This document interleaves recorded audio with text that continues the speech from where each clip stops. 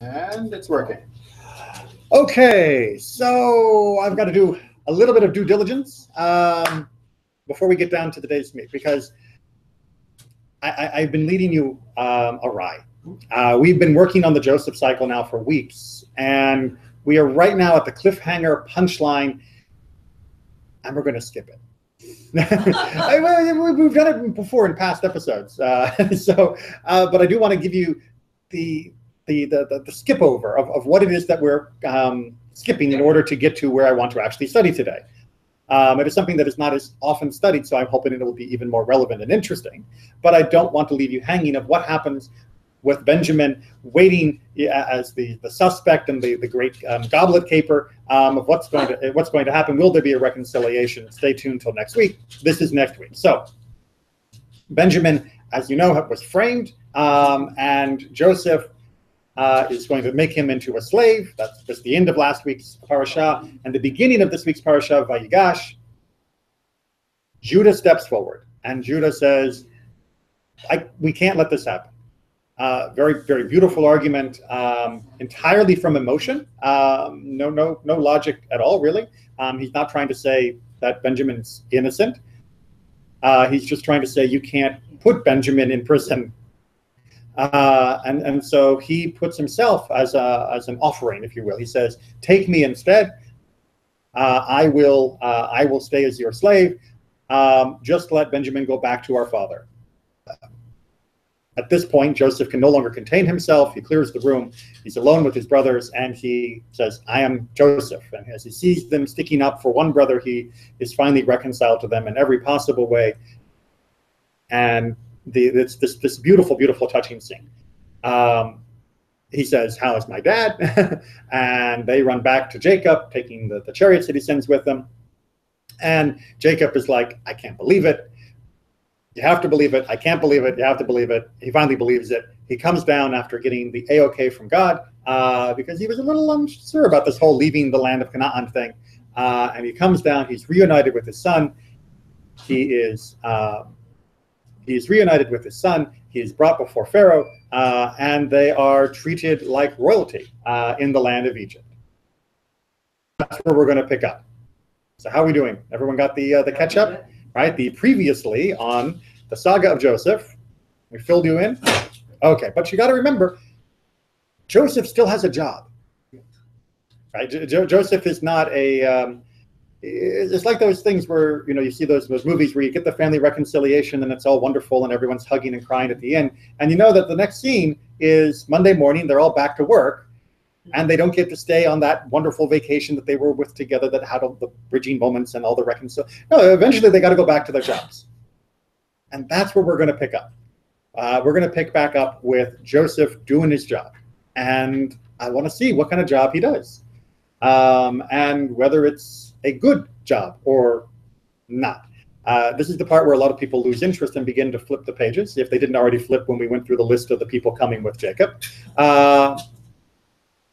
But it's a really fascinating look at our understanding of this ancient society. What was Joseph's job? In the grain and the distribution of food. Right. Well, he was the one to prepare for the famine, right? And that's what he's doing. And he seems to be, as his brothers come to him, remember that's how they first are reunited, he seems to be in charge of distributing the rations on the other side during the famine. And what was it that he told his brothers that made them move down?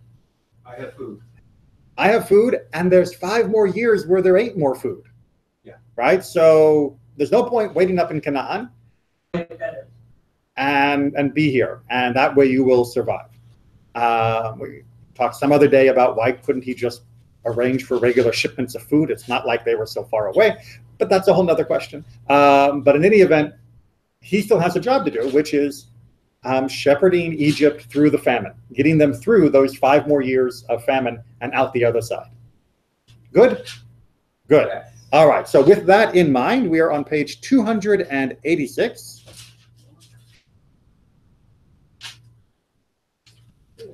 And we are on verse 11. This is chapter 47. Verse 11, page 286, if you're in the Eitz Chaim. right? And we're just going to finish up with their final reconciliation and then get into his day job. Good, good, good. Settled his father and his brothers, giving them holdings in the choicest part of the land of Egypt, in the region of Ramses, as Pharaoh had commanded. Joseph sustained his father and his brothers and all his father's household with bread, down to the little ones. Okay, so how do we rate this as him doing his job? Good, just bad, just not his job?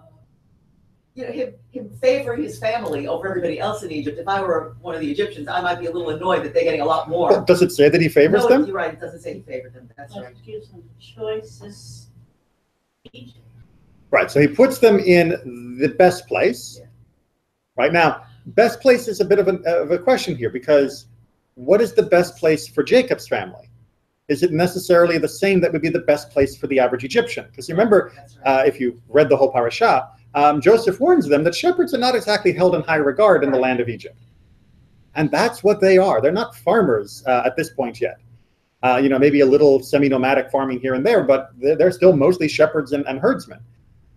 So the choicest part of the land of Egypt for a farmer would be right along the Nile. The choicest part for the land of Egypt for shepherds would be quite a bit further in. So it probably is he's not taking farmland away from regular farmers, but is instead putting them in the best pasture land that can be found. Well, they're in the delta. Right. So they're in the upper, you know, it's not that far to the Mediterranean. Right. And it's Not that far from home. There's ambiguity Yeah. in the text. Ah. There's whole deeds in the choicest part. So there could be within the choicest part, Right. really good land, and other land that isn't not so good, but those are still whole deeds Within that good in area. that general province. Right. And I was gonna say, it may not have been Joseph's decision because it No. says, Ah. as Pharaoh had commanded. Exactly So right. Pharaoh, I Yeah. told Joseph, place your family at this location. Exactly right. So Pharaoh says, give them something good. He gives them something good. All right. Is there any other fairness that bugged you in the rest of this little paragraph? Is there any other part of this paragraph that if you were an Egyptian farmer, you might be a little miffed when you read about this on Facebook? Right. Someone tweets out, you know, did you see Joseph, Pharaoh's number 2, just stuck his family in this area? Now you might think, oh, but Pharaoh told him to do that. What's Joseph going to do? It's just they're being, you know, Joseph, he did so much for us, we don't mind, right? Maybe. But is there anything else in this that might, if you were the average Egyptian, go, wait a minute? Bread, Well, was bread plentiful for all people? well, was That's food fine. plentiful? It's a famine. Yeah. Right? So Jacob comes down, remember, with 70 people total. Right? There are 70 people coming in. Did any one of these pay in to the harvests during the 5 good years? No. no. Right? So whatever else you want to say about whether this is favoritism or not, at the very minimum, none of them made their contribution to the stores that are now being used to feed them as well as the rest of Egypt. Now, 70 people is not that bad. I mean, it's not such a huge number of people. Yeah, But- it doesn't say that they brought anything with them, all their cattle. Well, no, they would have. They brought their goats. flocks and herds. That Okay, they have their that seems flocks to be and quite herds. clear. Well, that's food. But bread doesn't Bread- grow from the earth. He has to somehow find a way to make bread and He's- give them to the 70 He's tapping people. into the grains, the He's granaries, taking it away. Right. And making right? it for them. It's kind of like, you know, imagine somebody who, or imagine 70 people moving to the U.S. After the age of retirement, and now they get to collect full Social Security. Can you imagine a situation where that would be, you'd be fine with it? You know, let's imagine 70 people who are returning from the Shoah, right? They survived. They are definitely past the age of retirement, and now they are being settled here. But of course, they've lost everything. I think we would probably be okay with the U.S. government floating 70 people who have gone through that to contribute and had nothing with which to contribute by the time they arrive. We might be okay with that. Now, some people obviously would be unhappy with that. We know that, but I'm asking about the people in this room. And we can also imagine the alternative, that there might be, 70 convicts that escaped from some asylum in some other country and moved here, or 65-year-olds. We'd probably be uncomfortable with funding their comfortable retirement here, given their history. The question then is, what's the Egyptian point of view going to be? Right? Are they going to be happy about this? Or are they going to be unhappy about this? But in any case, there's definitely a potential source of conflict here, right? They didn't pay in, but they're getting out. That may come up. Okay. But now let's get back to the Egyptian situation and notice how it begins. Now there was no bread at all in the world. Okay, so notice again the immediate contrast, right? Gave bread to his family. There is no bread in the world, right? So there is definitely a feeling of they are being taken care of when the rest of the world is not. I should point out that this is one little example of how translation can be confusing. The phrase for all the world, the whole haaretz, could equally be translated as in the whole land. Now, we don't really want to translate it as in the whole land of Egypt, because if that was the case, then why are people leaving Canaan? Because if it's only the famine in the borders of Egypt, then it shouldn't be an issue. Plus, we had a feeling that this was going across the borders because that's why they came down looking for food. On the other hand, if it is the entire world that has no food except for Egypt, a lot more Chinese people and Indians and Russians and Swedes. But they're not happening. And this is just one example where the phrase Chol Haaretz could mean the entire globe, or it could mean an entire region, or it could mean an entire country, as we call a country, or it could mean an entire area of a country. People translate, they get a little confused. And sometimes they overinflate and sometimes underinflate the term. So it's ambiguous. Equivocal, I think, is another way of putting it. There was no bread, for the famine was very severe. Both the land of Egypt and the land of Canaan languished because of the famine. All right, those two lands together we know of are the whole world. What? Okay. Joseph gathered in all the money that was to be found in the land of Egypt and in the land of Canaan as payment for the rations that were being procured. And Joseph brought the money into Pharaoh's palace. And when the money gave out in the land of Wait a Egypt... minute, hold on, wait, what's happening here? Saying all the money? From everybody? For what? Food. For food, right? He was shipping food to Canaan. No. Where's the money coming from?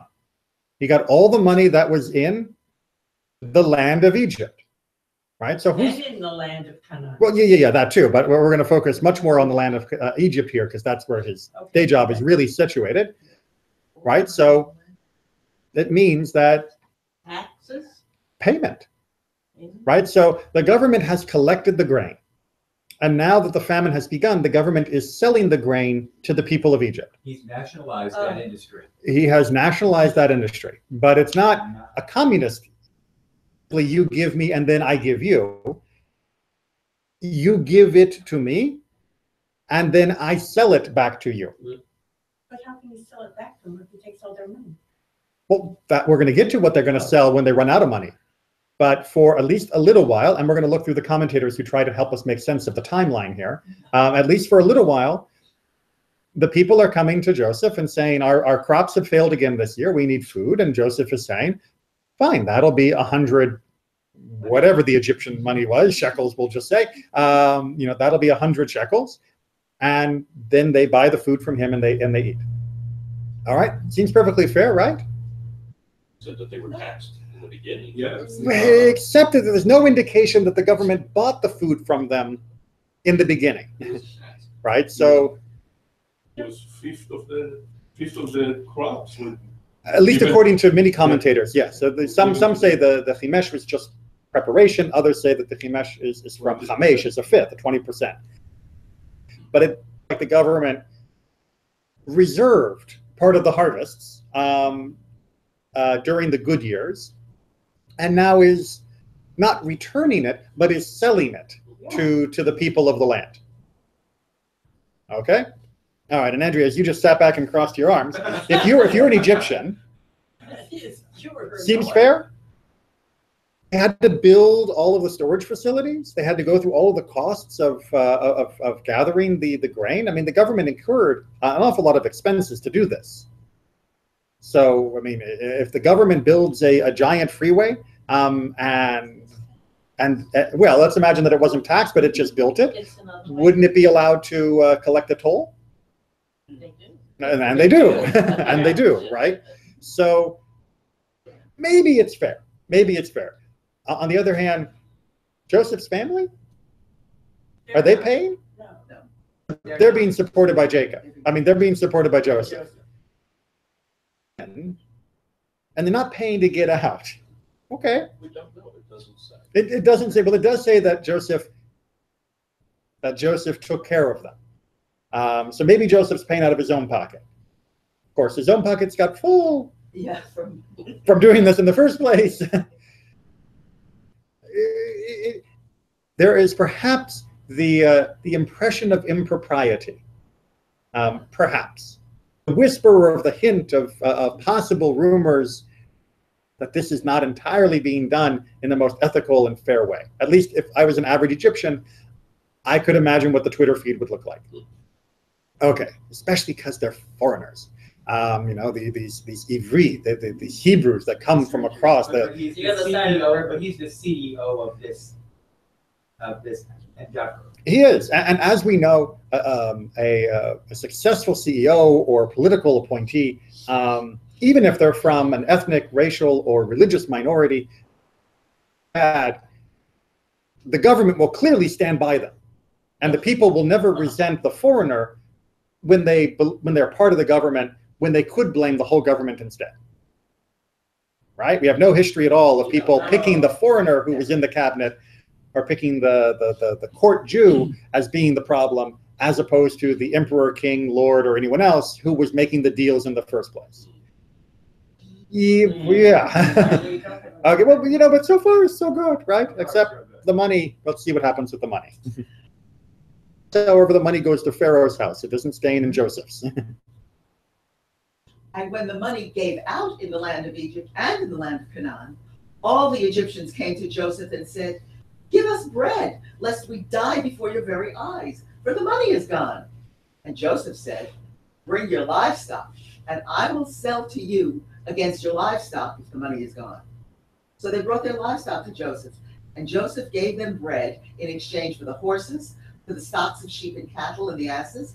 Thus he provided them with bread that year in exchange for all their livestock. And when the year was ended, okay, they came hold on. we're gonna get part two. Okay, that's why the timeline's gonna get kind of complicated here. Just to go through this, and maybe this began in the second year, maybe this began in the third year. We're not 100% sure of the timeline. Again, that's what our commentators are going to argue about. But they're bringing their livestock. Now, the livestock is their capital, right? They had their liquid assets, their money. Right. But livestock is what you use to generate wealth. It's not just your wealth in and of itself, right? You need your sheep to make more sheep. You need your cows to make more cows. You need your horses and cows to plow the fields and do the work on your farm. So when you're selling, it's going to make it much harder for you to recover afterwards. And by the way, if I'm not mistaken, these horses and cows have to graze in the field, so there has to be food for them as well. Well, absolutely. Well, there are places where you can graze them. I mean, after all, Joseph is very familiar with the good pasture lands, because that's where his family lives. Even during this time of famine, there are places where you might be able to grow things, but his family, oh, wow. Right, because you remember, especially in Egypt, the famine had to do with the Nile's inundation, right? So you may not get the fertilization of your farmland, but that doesn't mean that other grasses and things that aren't really great for humans aren't doing just fine. Stock to continue is possible, but now they belong to the state, to Pharaoh. But hey, people get to live, right? They're not going to starve to death, so that's good. This year. Let's see next year. Okay. And when that year was ended, they came to him the next year and said to him, "We cannot hide from my lord that, with all the money and animal stocks consigned to my lord, nothing is left at my lord's disposal save our persons and our farmland. Let us not perish before your eyes, both we and our land. Take us and our land in exchange for bread, and we with our land will be serfs to Pharaoh. Provide the seed that we may live and not die, and that the land may not become a waste. Right? So the people propose? That they become slaves. Yes. Yeah, We'll- they say serf. We'll become But they tenant. We'll never become tenant farmers, Sharecroppers. sharecroppers. Exactly. Pharaoh will own our land, which means up until this point, who owned the land? The Egyptians, the average person, right? It's I'm Egyptian Joe Schmo, or whatever the Egyptian equivalent is, and I own this piece of land, and this is the land my father gave me, and his father gave him, et cetera, et cetera. But now, for however many number of years, it's not producing, and I'm going to starve to death if I don't get food. And the only person who has food is the government, is Pharaoh. So I will give my land to him. Now, Pharaoh doesn't want just all the land empty. That's why he says you don't let it become a wasteland, because all the land empty is no good for Pharaoh, because then Pharaoh's not getting anything grown and nothing to tax. So in exchange for letting me continue to live on the land and work the land, I will officially become a servant of Pharaoh while I work the land, which will now officially belong to him. And therefore, officially, the produce of the land belongs to him. Just let me keep working it and give me seed so that I can actually seed it to try and get crops growing. Well, how is it different than a modern banking system where you take out mortgages on your farmland Mm-hmm. and you're basically working for the bank at that point? In Proverbs, the debtor is the slave or servant of the lender. So it may not be that foreign to really what we're doing already in today's economy. So here would be a question. Imagine there was a problem like the Great Dust Bowl that happened back in the 1930s in the US, where a huge chunk of land had massive crop failures. Would you support the government coming in and saying, all right, we will own the land, and that way we can ensure that there will be a return on the taxpayer's investment in purchasing and taking care of this land, but we'll let you live here. And we're not going to make you pay a fixed rate. We're not going to make you buy it back. We're just going to ask that whoever works this land owes us X percentage of the crop every year. Right? Not a bad deal, right? As opposed to losing your land and having to go live in godforsaken Los Angeles, which is what a lot of people did back in the 30s. Right, and many other places as well. And it did, because there was not perhaps enough reclamation efforts or support efforts, those areas did become wastelands. And they were no longer productive for anyone, not just the original owners, but for the state and for the country. So keeping people in their homes is usually better than foreclosing on their home and sticking them in government housing. Right? Let me take that as an example. Would the government be better off paying the mortgages of people who went belly up and letting the people then pay back the government a percentage every year of their salary? Or is the government better off just saying, nope, we're not going to get involved, you go bankrupt, and now that you're completely poor and indigent, we'll pay for your health care, we'll pay for your food, we'll pay for your home and the state house, and we'll pay for everything else that you need, because we allowed your entire life to collapse. Right? This is saying the state is not going to let your whole life collapse. You'll get to basically go on as you have been. Just the lines on the paperwork, the names on the paperwork are going to change. That's all. Now, there's a slight difference between the American analogies I'm trying to give and the Egyptian analogies, which is the phrase in perpetuity. Right? We can imagine a US system like that where for 10 years, for 15, for 20 years, at some point, you have paid us back enough, the title returns to you, your family, or whoever. Or people could buy it from the government, and that could be resolved in that way. And it would return to private ownership.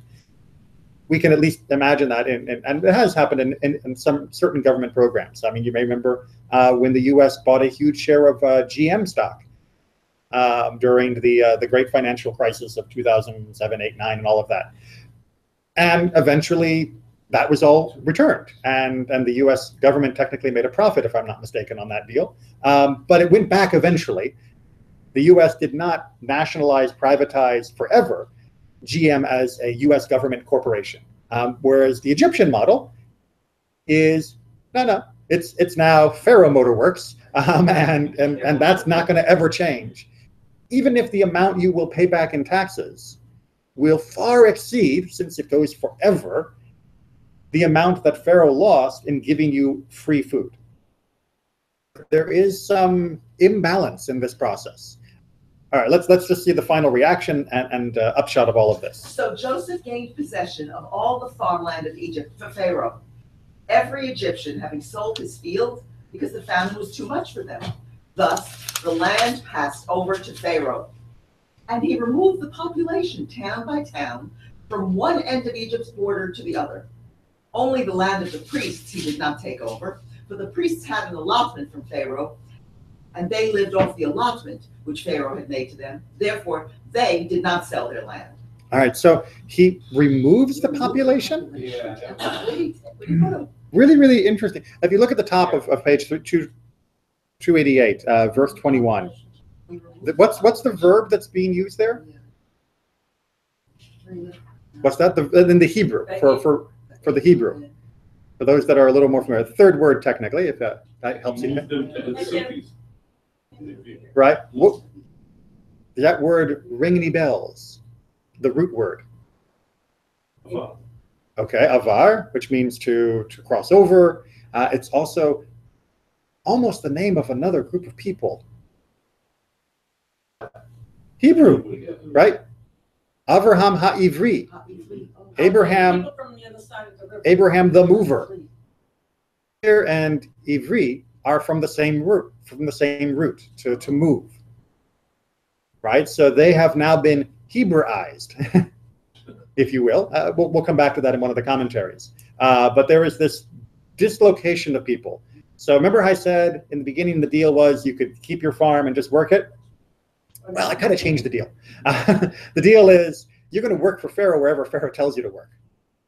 And if Pharaoh says you're going to work over here, you're going to work over there. And if Pharaoh says you're going to work over there, you're going to work over there. That's the deal. Except for the priests. They get to keep the land that was attached to the temples, and that stays. Joseph married into a priestly family. Coincidental that this particular resolution happened to benefit him and his family, who were not dependent on this solution. Yes. Everyone's still feeling that all the Egyptians would be totally happy and fine with Joseph? The word corruption would probably creep up from now and then, right? Mismanagement, at least, would probably come up. We right? really skipped this part, don't we? Yes, we do. Yes, we do. It's the final aliyah of Vayigash, and usually by this point, people think the Joseph story is done, and they're just moving on. Because we never talk about Joseph mismanaging. We always say how well he managed it together. But did he mismanage? Did he do something wrong? Right. Wait, who was he working for? Pharaoh. He's working for Pharaoh. Pharaoh, okay. Right? He was not elected by the people.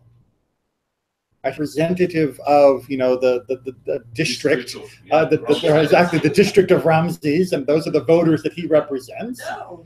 Right? He represents Pharaoh's interest, the monarchy, exactly.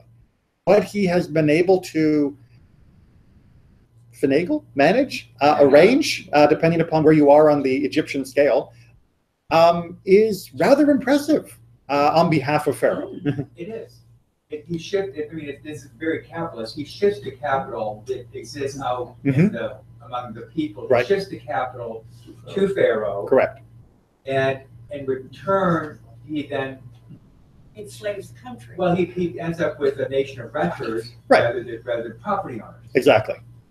Except they use the Hebrew word avadim. Well, I mean, the phrase They're avadim slaves. is tricky, right? Because avadim, which can be translated as slave, can also mean servant in other places where it's not an actual in shackles kind of slave, but it is somebody who is deeply bound to the service of a person. And sometimes that is totally voluntary, which is why the brothers will say that they are the avadim of Joseph as a way of buttering him up. And that's used as language throughout the Tanakh. To want to tell somebody, I'm really on your side, you say, I'm your eved, right? I'm your servant. I cited Proverbs before. The debtor is a servant or slave to a lender. So they knew what they were getting into. Do you want to borrow this money? This is Right. this Or is would you not rather unfair. starve? this is not just a Right. giveaway, you're gonna work, this is a transaction, this is a contract. Right. It's not unfair except for the fact that people are about to die and except for the fact that the grain that's being given out was already taken from them by the monarchy in the first place. And when they handed over their land, it seems in the timeline of this, it seems that they didn't know that, oh, now I can just be shipped off to wherever Pharaoh wants me to work. Pyramids. The pyramids already existed, Yeah, right? they were already- And let me just go on the That should have been a right, lesson. and let me go on the record officially stating the pyramids were not built by Joseph as granaries.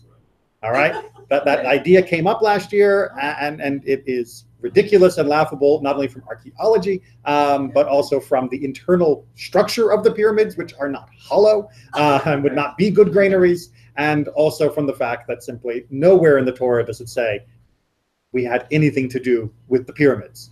And quite frankly, I'm glad we didn't, since building a pyramid would be contributing to an idolatrous shrine. Now, So- just Even in every American law and storybook, English people common law, there's a teach it that. distinction between what's legal and what's equitable. Mhm. My argument is, it's legal, it's maybe not the most equitable thing. Right. Well, of course it's legal. Pharaoh said so, Yeah. right? I mean, that's there's no judicial review for Pharaoh. But even under modern law, you could have an outcome like this. It is certainly legal. Equities of the can trouble a conscience. Absolutely, as did the equity of sharecropping in this country for many decades, where people would have land failures and would turn to sharecropping and oftentimes get themselves in a very bad situation, or working for a mining company where you end up owing more to the company store than you could ever possibly hope to dig out of the earth, Right. and you have become effectively a slave to the company. In Latin America, this is still the dominant form of It's- property ownership and labor. But it's problematic when we read about this happening from us, because we want it not only to be legal, we want it to be equitable, and we want it to be fair. All right, let's just do the quick finale, especially since it sounds like a lot of people have not recently read this section. So keep going. Then Joseph said to the people, "This day acquired you and your land for Pharaoh. Here is seed for you to sow the land. And when harvest comes, you shall give 1/5 to Pharaoh, and 4/5 shall be yours as seed for the fields and as food for you and those in your household, and as nourishment for your children." And they said, "You have saved our lives. We are grateful to my Lord, and we shall be serfs to Pharaoh." And Joseph made it into a land law in Egypt, which is still valid, that 1/5 should be Pharaoh's. Only the land of the priests did not become Pharaoh's. Thus, Israel settled into the country of Egypt in the region of Goshen. They acquired holdings in it and were fertile and increased greatly. They acquired the holdings. Well, yes, the Israelites, the children of Jacob, settled in, and they did really well. So while everyone else is being reduced to serfdom, Right. we're thriving. Not good optics, I think, is the term that people use nowadays. But that's where the problem. They lost their holdings, Mhm. and then these folks acquired the. Now, they were happy at the moment. They And you were. can imagine if you were a passenger of the Titanic and you were floating in the water, along with Leonardo DiCaprio, right? And you're floating along in the water, and along comes a boat, and the boat says, "We're more than happy to take you on board, but you'll have to work on this boat for the next 30 years. Let me on the boat." Because 30 years on the boat is better than nothing in the water. And that seems to be the sentiment of the people. They are happy to accept this bargain. Did the sound go out now? No, that's something else. Okay. All right. But let's try and unpack this. Right? And we're going to use our commentators for help. There's no way that's 11 copies. Did the copy machine die on me? Yeah. All right. We may have to share a few because I hit 11 and it looks like it gave me 6. And I need to keep at least one for myself. If someone wants to come sit next to me, they can share mine. If you sit low enough, you won't even be on camera. That's supposed to. All right. We're okay? Yeah. All right. All right. Okay, so let's deal with the family issue straight up. Even though Joseph was in a position to allocate generous rations to the members of his family, he did not show them any preference, and he treated them on the basis of need, each family according to the number of souls. Right, so if you remember, it goes back, it says that he sustained them, and he sustained them, down to the little ones, right? Which means he was counting who was there. He wasn't just giving them giant block grants of food. He was actually giving them enough food to keep the family going. Our sages have stated that at a time when the general population suffers shortage, even those who have ample are to limit themselves. A very important principle from the Talmud, that if there is a famine, if you have lots of food, yes, it is of course your obligation to help keep other people from dying. But even if there's extra that you could be having a feast, you don't have a feast, right? You do not revel in yours if others are suffering. Doesn't mean you're not allowed to have yours. It just means you don't revel in it. All right, now let's try and work on this timeline to see how this all happened. It's like reconstructing the financial disaster of, BCE, whatever. To work on the famine timeline. The famine timeline, yes. Although Joseph said, quote, "And for another 5 years, there will be neither plowing nor harvest," end quote. As soon as Jacob came to Egypt, blessing came with his arrival, and they started to sow, and the famine ended. All right, what Rashi? Where did he get that? He gets that from the Midrash. So Rashi did not invent this himself. This is taken from the much earlier Midrash of the Chachamim, of the sages. And this presents difficulty when read as what we call pshat. Pshat means the simple or plain meaning of the verse. Because the simple or plain meaning seems to be that Jacob arrives and the famine keeps going. Because that's why people are giving up all their money, giving up their livestock, giving up their land and themselves. If the famine wasn't still going, then why would that have happened? And all of that happens after Jacob arrives. So it doesn't seem plausible that this would happen. Now, Rashi is quoting the Midrash for most certainly is the idea that with Jacob's arrival, it was seen as a blessing to the land. And this is simply a way of exaggerating that notion of blessing. But as you're going to see, it's not only you who have a difficulty with Rashi's statement. It's not as though other commentators don't argue with Rashi too. All right, so let's go ahead and take Radak. Our sages, quoted by Rashi, claim that the famine ceased with the arrival of Yaakov in Egypt and his blessing to Pharaoh, which resulted in the Nile once again overflowing its banks and providing irrigation to the fields. One can raise serious reservations about this approach. Indeed, stop already in the second year or at the end of it. As Joseph described, occur. Right, so that's our basic question, which is if 1, 2, 3, 4, 5, 6, 7, right? Let's make this like year 1, year 2, year 3, year 4, year 5, year 6, year 7. If this is our famine timeline, if somewhere in year 2 we get Jacob and company arriving, if the famine ends here, then did the sale of the use of all their money, the use of all their livestock, and the use of the people happen here?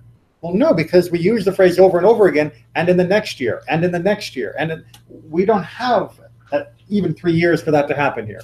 So Radak is saying this may not be pshat. This may not be the plain meaning of the verse. All right, so let's see what Ramban tries to do to make this work.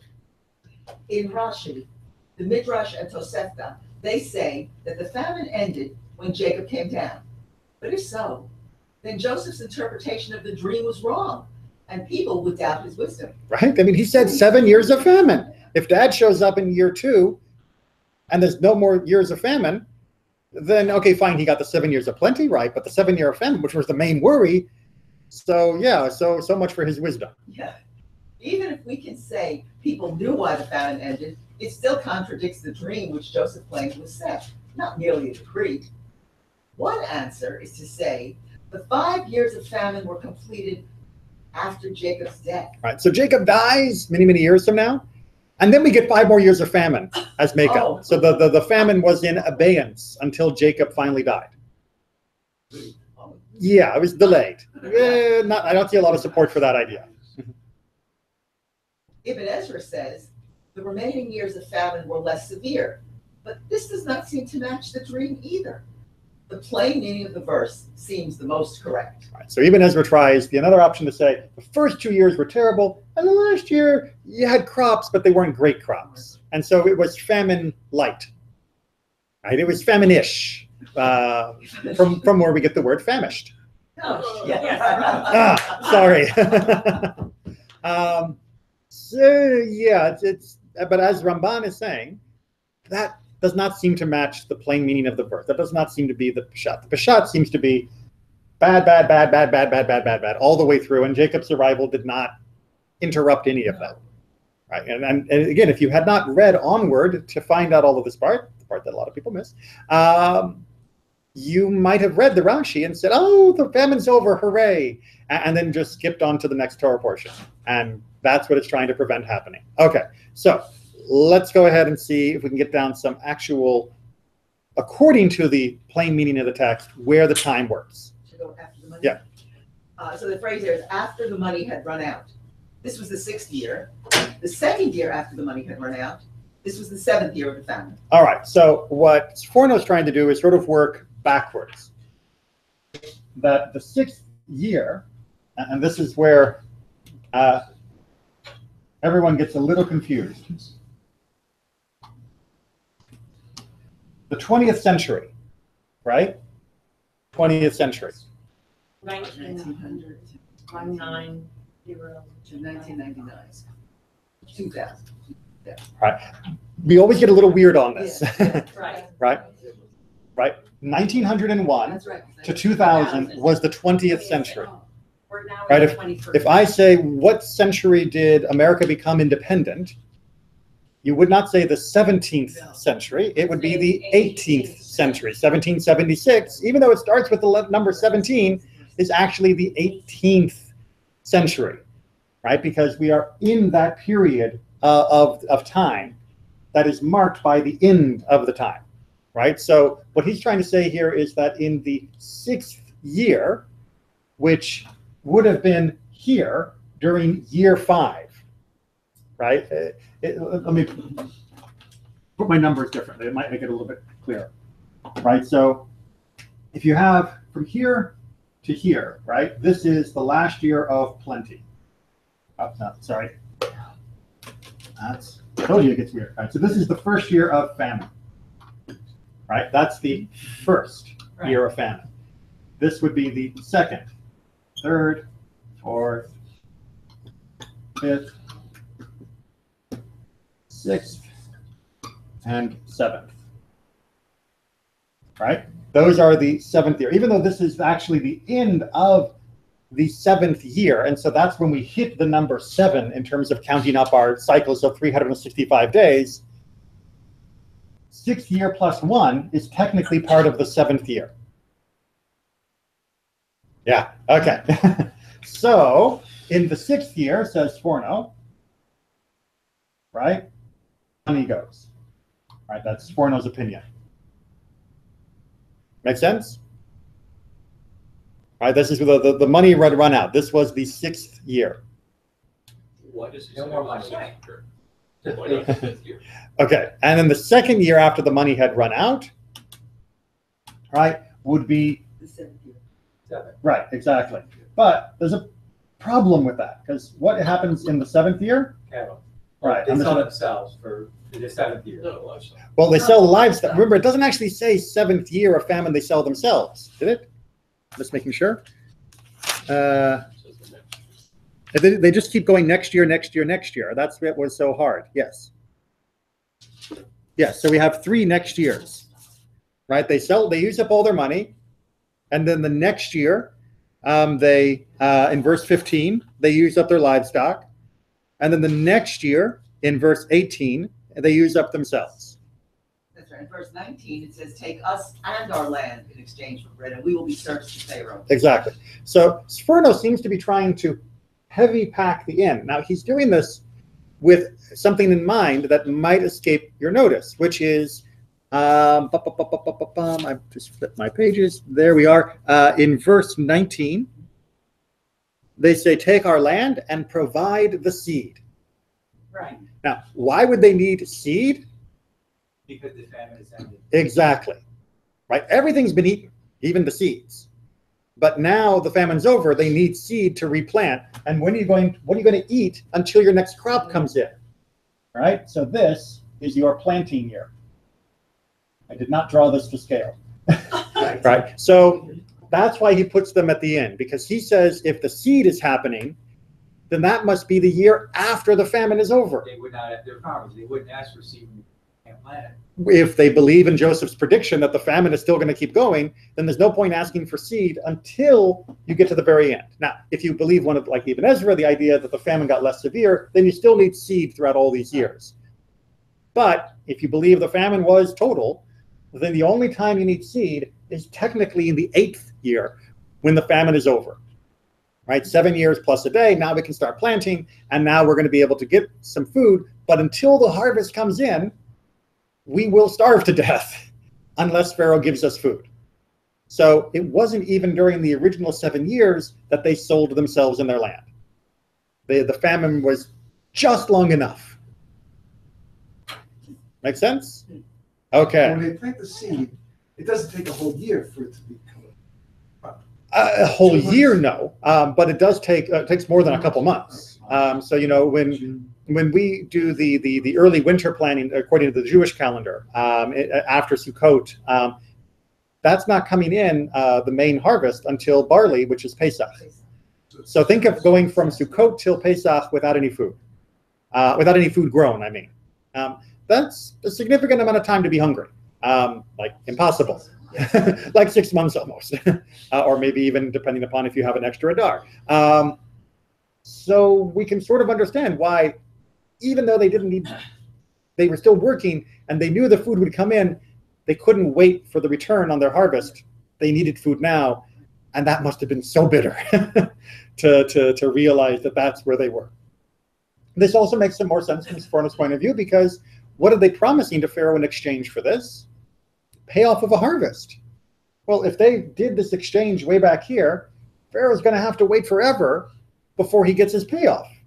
So this is the most efficient reading of the verses, where it happens at exactly the right amount of time to make the payoff right for Pharaoh, to make the seeds actually appropriate, and still have the money year and the livestock year fit into the famine cycle.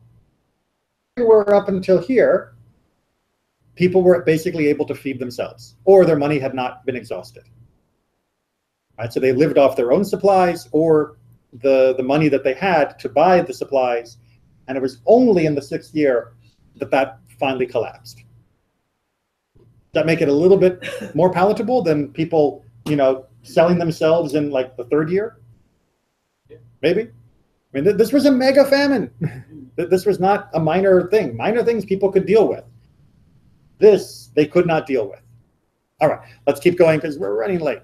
Joseph did this at the end of the first 2 years of the famine, and during the remaining years of the famine. At the beginning of the famine, people were mostly eating from private stores they had accumulated during the years of plenty. Subsequently, they used their money to purchase food until the money ran out. Yaakov came to Egypt during the 2nd year, as it said. All right, so Radak is trying to say, yes, the money would have run out somewhere here, but money began here. This is Radak, but people had their own private for the first year, which does make a lot of sense, that people would have had their own supplies, and especially if they've had 7 years of bumper crops, and even if they knew that there was going to be a famine, then yeah, they probably could have ridden out a little bit of it just based on their own pantry. But then that runs out, and now they start buying, and now they're able to buy for a few years before the money runs out, and then they're reduced to livestock and then themselves. Make sense? Okay. By now, the Torah is speaking of conditions during the 6th year of the famine. During that year, Joseph distributed food and accepted livestock as payment. In the 7th year, he handed over food in return for the local landowners renouncing their titles to their land in favor of Pharaoh. He distributed seed so that there would be a harvest during the 8th year when the famine was supposed to have ended. All right, so Radak essentially agrees with this timeline. He just makes it a little bit clearer why he agrees with that timeline than Sephorno did in his own words. Right, that the money runs out, the livestock runs out, they sell themselves, but they're selling themselves while planting so that there will actually be a harvest. As Sephorno says, even assuming that both the money and the livestock had completely been exhausted, it would not be fair to let us die just because we have no means to pay. All right, so Sephorno throws in at the very end this thing that might have also, occurred to you, which is, you know what? If the people can't afford the rations, they die. I know we as human beings don't feel that way, but Pharaoh as a god, he might have thought, what do I get from these people, right? This is where Joseph's wise. He's the greatest asset of any nation is its human capital. Exactly right, and where Joseph's compassion also becomes the Egyptians' enslavement, right? Because he has compassion to say, I don't want you to die. But because he has Pharaoh, who might be very well prepared to let them die, Joseph has to find a compromise, right? How do I get Pharaoh to help them even though they've got nothing left to give Pharaoh except themselves? There's my solution. I will make them servants of Pharaoh, and Pharaoh will agree, and they'll agree, and then they won't die. Fun to be in that position, because I'm sure that Joseph would have loved nothing more than to have opened up the granaries and fed all of Egypt rather than impoverishing them and enslaving them to the crown. But Pharaoh would not have allowed that. I'm just thinking, would these people have rebelled? I mean, just riding in rebellion if they had no. Really good question. We can see one example, however, of where that would happen, which is back in the Arab Spring, which kicked off a revolution in Egypt, which brought down Mubarak. The real reason for the Arab Spring was not frustration with their dictatorships and all the other issues. The real reason for the Arab Spring was rising wheat prices. Right? It was becoming impossible for the Egyptians to afford to feed themselves. And it was essentially a famine in Egypt that led to that revolution. A lot of people, Syria too. Well, and Syria as well, yes. But that's still going. I haven't seen that gained additional legs, if you will. But the Egyptian revolution was very much a commodities-driven revolution. There was a political overtone, and obviously there was much else that was going on. But if the wheat price had remained steady, that revolution would never have happened. There would have been demonstrations, but there would never have been a revolution. So, famine matters. What's that? That has happened in Mexico many times. Mhm. The whole government has fallen because they support the tortilla Price. the The flour, yeah. of flour. And if they don't put the money in, then the poor people who subsist on Right. beans and that have nothing to eat, they can't eat. So they take to the streets and Right. bring them Governments will often subsidize certain key commodities to make sure that the people can purchase them or accustomed. And that's usually a very important way of keeping the government stable. Now, if the government is corrupt like Pharaoh, then maybe stability is not what overall history wants. Who are starving, they would prefer stability than instability, even if instability might lead to something better. So we can say, why didn't the Egyptians rise up? Well, A, because they were tired of famine, and B, because most people will always choose stability over progress. They will choose a full belly over a possible revolution that could get rid of this despotic monarchy. And they chose the full belly, which is why they are more than grateful for Joseph to have brokered a deal with Pharaoh that Pharaoh, by his own nature, probably would not have wanted to give. Because Pharaoh, by his own nature, would have been the whole Marie Antoinette, let them eat cake, and just, we'll get more peasants, right? The famines happen. Right, famines happen. I've got mine, and Joseph, your family's safe, so I know you're not worried. And Joseph is brokering a deal to save Egypt at the expense of its soul. But unfortunately, its soul was already gone when Pharaoh was in charge. Okay, so let's just rush through a little bit on the taxes here, and then we'll wrap it up. Joseph made sure that the people would have enough from the 80% of the harvest of their parents, even though he was aware that the children would require more food than their elders, it being well known that they were wasteful. It's a great section in the commentaries where they talk about children not being wasteful in general, but that children don't eat tidily. Right? Anyone who's ever tried to clean up after a child, children make crumbs. And the Drash is even talking about how they pick their food apart, right? And as you know, Father, I tell my kids all the time, stop picking your food apart, right? Just take a bite. You're making crumbs everywhere. The crumbs are supposed to be in you, not on the floor, right? And that they knew that kids make more, not all the food gets in the child. And so therefore he had to be concerned that maybe 80% would be not enough for them to live off of. Okay. The land of Egypt normally has a surplus of food due to the irrigation method based on the overflow of the Nile. So that by being allowed to keep 4/5 of their crops, the farmers would not suffer hardship. Right. So keeping 4/5 of just enough is not enough. But keeping 4/5 of plenty leaves you with enough. Right? It's 80% retention is okay as long as you've grown more than 100% just of what you need. Right? Okay. The math. But when there's not enough, then 80% is not enough. They said, and then we will be slaves to Pharaoh, to pay him this tribute every year as a statute that will not be repealed. And that's the part, the hook, ad olam, right? That this is a law forever that is so harsh. They're buying just the seed they need for the last part of the year until their harvest grows. Slaves forever. Right? I mean, couldn't you just charge me like 10 years worth of harvests? I mean, why do I have to give you everything forever? In charge. And he had the lifeboat. So, right, and even didn't matter that they'd helped build the lifeboat, he's the one who's in charge of it. You are now his slaves and have to till his fields, and he is obligated to supply you with seed and to supply you with food to sustain yourselves. Legally speaking, all the crops of the land in reality belong to him, to Pharaoh. Right. So Seforno is trying to make this a little bit more like what he would have seen from the medieval world and other parts of the world, where relationship is semi-reciprocal. Yes, the Lord is in the higher position, but the Lord does have obligations to the serfs. In this case, seed or sustaining them should there be other famines.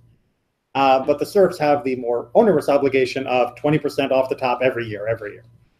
But it is at least balancing the relationship a little bit. I'm still sure most of us would prefer to be free rather than bound, but yeah, and partly because of that whole movement thing, right? Our hevir, and we're going to get back to that now. So it seemed like a weird word, and that's why I want to talk about it. He did not want the people to get too attached to the land they would be working on, not like the attachment they had felt for their land in the past, which they had owned outright. He did not give them the land as something they could transfer by inheritance to their children, but he made sure that they would remain aware that they had received it by the largesse of Pharaoh, who had been the true owner and who could therefore claim a tax of 20% of their harvest. Right. How do you make sure people don't rebel over giving you 20% of what their land grows? Remind them constantly it's not their land. Right? Continue to reinforce and rub it in their face that they are only renters, that they are only tenants, that this is just a lease. And the way you do that is by moving them when you feel like it. Right? Then people do not feel this is my land. It's not my land to give to my child. This is our opportunity to work. Right? It's the same way that in the modern economy, when we shifted from people who owned the means of production, that is to say, 95% of us being farmers or small business owners that own their little shop and made shoes, or thatchers or whatnot, to being employees of someone who owned the means of production. There's a reason why Marx got a lot of momentum out of his theories on this. Is because that was disruptive to how people thought of themselves. Because you no longer thought of yourself as producing something from what you owned. You thought yourself as producing something own, and then giving you a thank you note, a paycheck for that production that you had made with their resources. And because that was so disruptive to the way people had thought of themselves, it's why in the 19th century, remember our centuries, why Marxism got so much traction and led eventually to all the communist revolutions, because people did not know how to rethink themselves as it's okay to make a salary as opposed to make thatch from your own property. We've mostly gotten to that point, but there are still lots of grievances between people who are trying to find the right and equitable balance in that relationship, which is totally recast from what it had been for most of human history. Okay. And so Joseph wants the people to remember that this is Pharaoh's land. And so that's why Joseph transferred them from city to city. So they would remember that they have no more share in the land. And he settled those of one city in another, and that's in Tarmukos. Scripture did not have to write this except to let you know Joseph's praise, that he intended to remove the stigma from his brothers so that they, the Egyptians, would not call them exiles. Right. Now we're all in the same boat. Exiles. Right. We're all exiles within the country. So you can't point fingers at my family and say they don't belong there. No one belongs anywhere except where Pharaoh tells them to be. Pharaoh told my family to be there. Pharaoh told your family to be there. No one gets to actually say, this is mine, except Pharaoh. So this was a way of muddying the whole water so that no one could say his family were dirty foreigners. A big step to go to try and keep your family from being accused of being dirty, of being... And we're going to take the whole country around to protect your family. Then my family won't stand out. Yeah. That's why I want that family to be mine. Yeah, unfortunately, doesn't really work out in the long run. We still get identified as being the dirty foreigners and everything that comes with it. But we're not there yet. That's next book. A stratagem also employed by Sennacherib when he conquered the northern kingdom of Israel and forcibly exchanged the populations of that kingdom with the people from the north, the other countries. That he'd also conquered. The purpose behind this was to prevent uprisings by populations who had no roots in their countries and therefore had no good reason to start a rebellion. Right. So it's a strategy that's quite effective, which is if you take the people who have an ancestral feeling of association with a particular piece of land and you leave them there, eventually they're going to want their land back. They're going to feel that they should be independent. They should be able to rule over theirs because it's theirs. But if you pick them up and fling them to another side of the empire, it takes much longer for them to develop that sense of ancestral ownership that would then want them to make them feel like they had the right to self-governance in some variety. So moving around displaced populations is a fairly effective means of quieting, at least for a while, the revolutionary spirit among conquered people. And Sennacherib did that, and apparently Joseph, on behalf of Pharaoh, did that as well. But the thing about it strengthens the central government. Of course. And you're looking at when Samuel's asking the people of Israel, do you want a king? Are you sure you want a king? Sure? There's going to be more taxes. There's going to be all these other expenses by having this big central government. Right. The people, well, yeah. But here we have this big, strong central government, and so the 20% tax really isn't what all is being provided. Not just the security, but also the guaranteed income, the food, the opportunities to. And so that's ultimately the question: is did Joseph do right or did Joseph do wrong, or even did Pharaoh do right or wrong? Right? Is 20% as a tax rate a fair tax rate for having a social safety net for the entire country? To what extent they could provide in those days? I mean, they didn't have healthcare, they didn't have anything else, but they could give you food, and they provided the military. Is a 20% a fair exchange? And is it also a fair exchange to have the loss of a permanent attachment to the land? Right. I mean, this is essentially like a 100% estate tax. He's also got. I told the Native Americans that was. We did, and I think most people would say that we lied. So you'd rather the United States would be better off. I think the question is, did we mean what we said? Not necessarily are we going to undo it by all getting back onto boats. And the question is, was this the right solution? Did Joseph end up creating a better solution than would have happened had he not been involved? Right? If Pharaoh had been left to his own devices, if some other wise person had figured out the dream 7 famine or 7 plenty, 7 famine, would they have abused the population even worse? Joseph uses the attribute of judgment to keep everybody alive. He does. That is a good thing. It is a very good thing, and it is a wonderful contrast of what he was as a youth. Just 17 years old, and he was walking around with his fancy coat, and he was also bringing bad reports to his dad. He was snitching out the underlings to his father. Here, he's not snitching out the Egyptians to Pharaoh. He is trying to reconcile them with each other. It fulfills the final dream with the sheaves. Mm-hmm. Because then he's led his family to this paradigm economic shift from shepherding to an agricultural-based system here. And that fulfills that second dream with the sheaves of wheat, or the sheaves of grain. Right. I mean, with the Pharaoh's second dream, possibly. Although we will see eventually that Joseph's second. Oh, Joseph's second dream. Yeah. Joseph's second dream was the sun, the moon, and the stars. So the first one was the sheaves. Was the sheaves? That's right. So that fulfills that. Right. And so the real question is: does Joseph's family take? Do they become Egyptian? Do they fit in for all of his efforts to make them fit in? Yeah. And the answer is, of course, no. We stay separate. We stay separate partly because our occupation is different. We stay as mostly shepherds and herdsmen, but we also stay separate by geography, and we stay separate by identity to at least some degree. And we certainly are separate in the view of the native Egyptians, who see us as benefiting unfairly. Because remember, we end up thriving even as they are selling themselves into this bondage system. So that's the kind of thing that can build a little resentment. Unfortunately, that resentment then becomes a rubber stamp for Pharaoh's decrees to decide to enslave the one group of people who are not enslaved in his land, which are Joseph's family, right? Because at this point, he has the enslavement of all the Egyptians. In the book of Shemot, he will finish the job of enslaving everyone else in Egypt by enslaving us. Second, but Pharaoh gets around to us eventually, because when you allow a despot to enslave someone, eventually they're going to enslave everyone. But like the Joseph story, God intended it for good. Otherwise, there would be no Torah. And that's the much larger meta discussion. Okay. And with that, we will say good night, good day. Have a good rest of the